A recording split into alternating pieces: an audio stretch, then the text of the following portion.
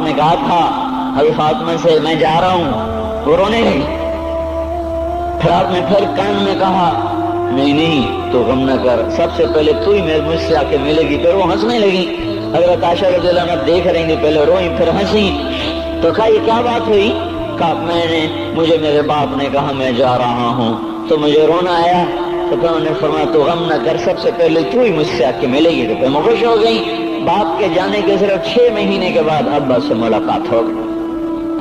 تو حضرت علی فرما رہے ہیں آج دیکھو دیکھو ان افتقادی فاطمہ بعد احمد دلیل علی اللہ یدوم خلیل۔ آؤ آؤ دیکھو دیکھو، میں نے انہی ہاتھوں سے محمد مصطفیٰ کو قبر میں اتارا تھا، آج انہی ہاتھوں سے میں نے فاطمہ کو اتار دیا۔ لكل اجتماع من خلیلین فرقۃ وكل الذی قبل الممات قلیل۔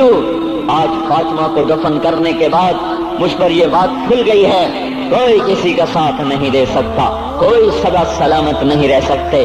ایسی حسین جوڑی بھی آج بکھر گئی۔ ایسا حسین جوڑا کوئی دنیا میں کہاں سے لائے گا؟ ایسا جمال کوئی کہاں سے لائے گا؟ ایسی جوڑی کوئی کہاں سے لائے گا؟ علی و فاطمہ کی جوڑی کوئی دکھائے تو صحیح، کوئی نبیوں کے بعد کوئی ایسی جوڑی بنی ہو، لیکن آج یہ جوڑی ٹوٹ گئی۔ 24 سال کی عمر میں فاطمہ جدائی دے گئی، 24 برس کی عمر میں جدائی دے کے جا رہی۔ ہاں لیکن بھائی ان کا تو مرنا بھی زندگی تھا۔ پانی کے لیے اپنی خادمہ سے فرمایا میرے غسل کا پانی رکھو، خادمہ نے پانی رکھا، خود غسل فرمایا، پھر اس کے بعد چارپائی کو درمیان میں رکھوایا اور کپڑے پہنے اور فرمایا علی اس وقت کہیں باہر نکلے تھے، فرمایا اب میں مر رہی ہوں، میرا غسل ہو چکا ہے، مجھے دوبارہ غسل نہ دینا، یہی میرا غسل ہے اور علی کو بتا دینا، اور وہ گئی۔ آج مشرک دنیا کا دھوکہ کھل گیا ہے، مجھے پتہ چل گیا ہے کہ یہاں کوئی دوستی سلامت نہیں رہ سکتی، کوئی گھر آباد نہیں رہ سکتا۔ کل بیت وإن طالت سلامتها یوما ستدركه النكباء والحباب۔ او میرے بھائیو، کوئی گھر کتنا آباد رہے، سلامت رہے، ایک دن آتا ہے کہ مکڑی کے جالوں کے سوا وہاں کچھ نہیں ہوتا، ہواؤں کی سنسناہٹ کے سوا وہاں کچھ نہیں ہوتا۔ میں یہ نوجوانوں کو دیکھتا ہوں، میرے بند ٹوٹ جاتے ہیں، میں دیوانہ ہو جاتا ہوں کہ میں ان کے کیسے دلوں میں اتر کر ان کے دلوں کی لگاموں کو اللہ کی طرف پھیر دوں اور اس کے رسول کی طرف پھیر دوں۔ کہاں سے کوئی آئے گا؟ کون سی آواز آئے گی؟ کوئی قیامت کے کڑکا کو سننا چاہتے ہو؟ کیا آسمان کے دھماکے سن کے توبہ کرنا چاہتے ہو؟ کیا آسمان کی بجلیوں کو گونجتا دیکھ کر پھر توبہ کرو گے، یا زمین کے کلیجے کو پھٹتا دیکھ کر پھر توبہ کرو گے، یا سمندر کی بفری موجوں کو چڑھتا دیکھ کر پھر توبہ کرو گے، یا ہواؤں کے جھکڑ بگولوں کو دیکھ کر پھر توبہ کرو گے؟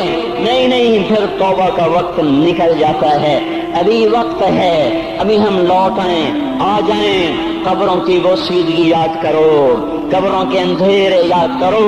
اور میں آپ کو سنا رہا تھا، اس قبر نے مجھے روک لیا، اس کی ایک ایک مٹی کے ذرے نے مجھے کہا کچھ ادھر پڑھ لو، یہاں کوئی نہیں آیا۔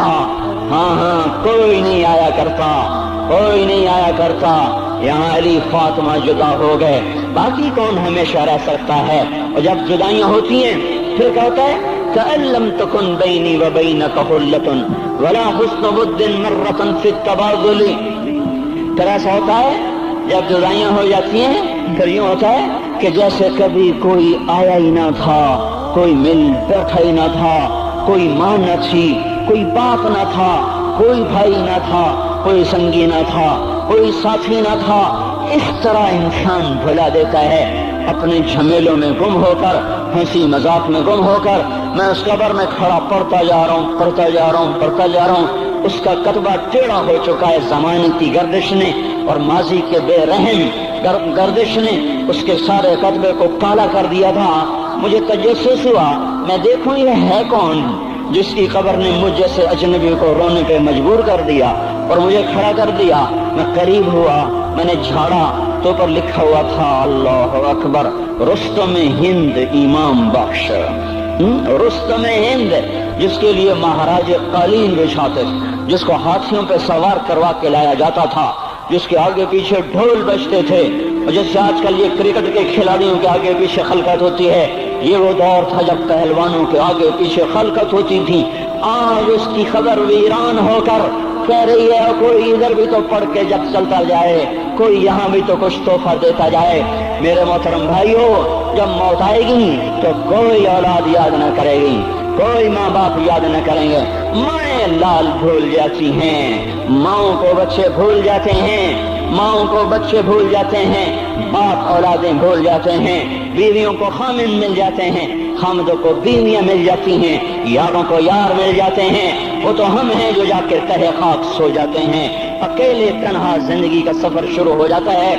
علی بن ابی طالب جیسا شاہ سوار، اللہ تعالیٰ کا مکرم محبوب انسان، جس کو اللہ کے نبی نے کہا علی تجھے بشارت ہو، جنت میں تیرا گھر میرے گھر کے سامنے ہوگا، اتنی بڑی بشارت، علی تجھے مبارک ہو، جنت میں تیرا گھر میرے گھر کے سامنے ہوگا۔